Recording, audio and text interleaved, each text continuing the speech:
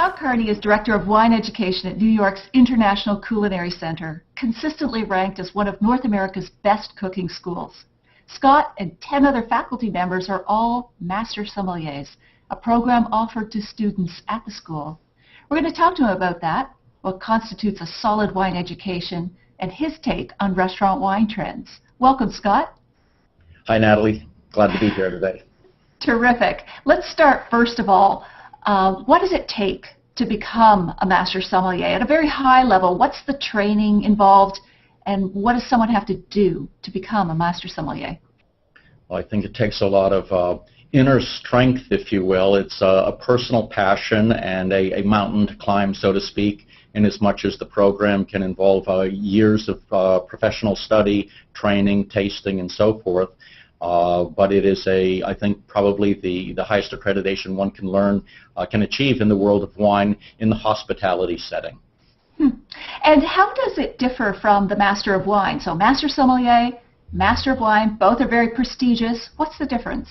The quick and dirty way to describe it is that the Master of Wine accreditation was created after World War II and was meant, I think, at the end of the day, to uphold standards of integrity and accuracy with regard to what's actually in the bottle, and I think played well into our actually writing and the retail trade, whereas the Master Sommelier accreditation, which began again in the UK in the 70s, sought to really improve the level of hospitality, service, salesmanship, product knowledge, and the like in a restaurant setting or a hotel setting towards the end of basically creating wealth and a richness of experience for the clients of those places.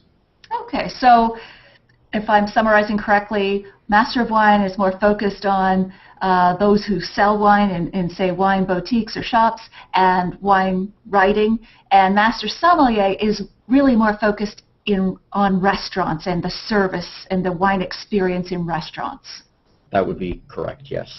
Okay, so how long does it take to become a Master Sommelier? I'm sure some people spend a lifetime, especially if they never pass the exam, but what courses are involved, and are there certain levels you have to pass?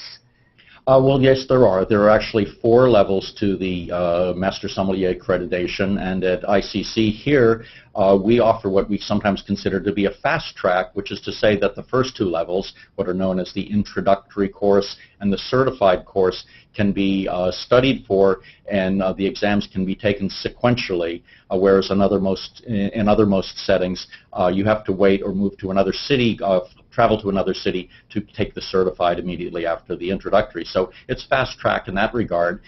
Following those 2 steps, if you're successful, you would move on to the advanced level and lastly to the master's level, which are essentially identical in the composition of the exams, which is to say there are 3 pieces and you take each, the practical, the theory, and the tasting at each level, but the passing rate and the level of difficulty, say, in the theoretical questions are ratcheted up from a 60% pass rate at the advanced to a 75% score required for the Master Sommelier accreditation.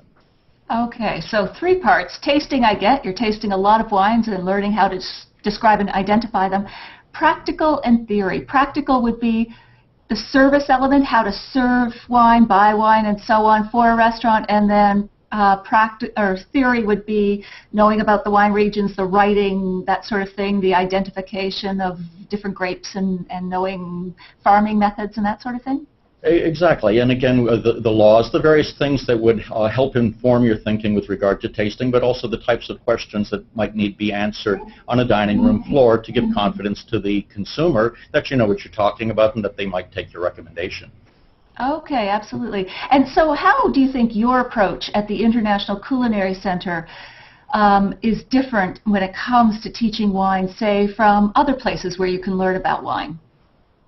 Well, I guess our conceit is that having only Master Sommeliers teaching the courses, people who come from any of a number of various backgrounds and so forth, is what distinguishes our program from others. This program, as we've begun to talk about, can take anywhere from 2, 3, 4 to 5, 10 years to get through. And I think that we have an incredible group of tasters using a sort of a deductive analytical process that's taught us. It's sort of the master's method, if you will, of tasting, which trains people very well to taste wine in a constructive and accurate way and share that with consumers, again, to bring confidence to the dining room floor. And we do it in a relatively fast period of time. We have, as I say, the intensive program, which goes for 10 weeks. Basically Monday through Friday, a 200-hour accredited program, and you are given a lot of theory lectures, you're tasting a lot of wine, you're discussing, and the hope, of course, is that you're building a palatal memory, tasting benchmark examples of wines from the famous wine regions of the world, and you come out of this really ready, in all honesty, to, get into to change businesses. Many people coming from finance or come from high tech and so forth, and they have a new passion, they want to learn it, and they want to get into the industry. And I think this program allows them to do just that, which is, at the end of the day, to take an entry-level position in the beverage industry, whether it be in hospitality, actually, or whether it's another part of the trade, wholesale, retail, in the vineyards themselves. But to apply things that they've learned in other industries and to move into this one, which I think we'll all agree is growing. Per capita consumption in this country is moving inexorably up. And, I think one of the fun facts to talk about is that in every single state in this nation, wine is being made right now, and that should bode well for the industry as a whole. Absolutely. So some people do come to the International Culinary Center, which is known to be a cooking school. They will come just for the wine component then? Well, it's a relatively new program. It's one that's sold out in each of its iterations on the East Coast right now. We've run this program for about 5 years on the West Coast, where it's been quite popular also. But yes, I think in the culinary setting it's hugely important.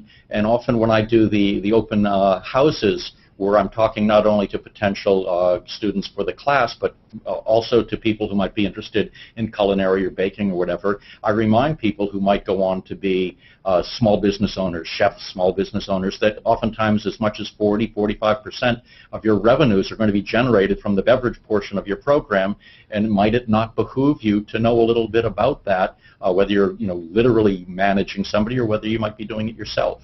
So it's an important facet to the bottom line of a restaurant. Absolutely. I've heard the adage in the restaurant industry that customers will eat you poor and drink you rich. Like the margins are not just in the wine, but like coffee and water and so on. Anything that pours. Anything that pours. Liquid cash. Okay, so tell me, and so for chefs who come to be chefs at the culinary school, beyond needing to know about wine in order to hire a good sommelier or because it's important to their bottom line, why else would they want to learn about wine, or what kind of wine education are you offering someone who's primarily interested in cooking? Well, it's interesting. I'm just finishing reading Peter Kaminsky's new book called Culinary Intelligence, and it talks of a little story where Alain Ducasse has been invited to his house, and he's going to use one of Ducasse's recipes to cook. And so he thinks he's done a pretty good job, but finally Ducasse gets to the stove to taste the sauce and so forth, and he tastes and tastes and tastes and keeps adjusting and balancing the sauce. And the idea really is that sauce is not soup. Sauce can only be understood and perfected in the context of the food with which it will be served. And I think wine is a little bit like that also, that wine is food at the end of the day, if you want, and it's meant to really bring out the best in the food, and much in the same way that the food will bring out the best in the wine. So the wine will often have an edge which will inform or be part of the food and the final experience that the guest gets. So I think it again makes sense for chefs to understand that and understand the way in which the wine might impact their food and leave the final impression. I love that story as a final impression for this first part of our talk, Scott. I would love to talk to you again, continue this discussion, delve more into your own personal experiences with wine. So I invite you back, and we'll talk again soon. That's lovely. Thank you so much. Okay, thanks, Scott.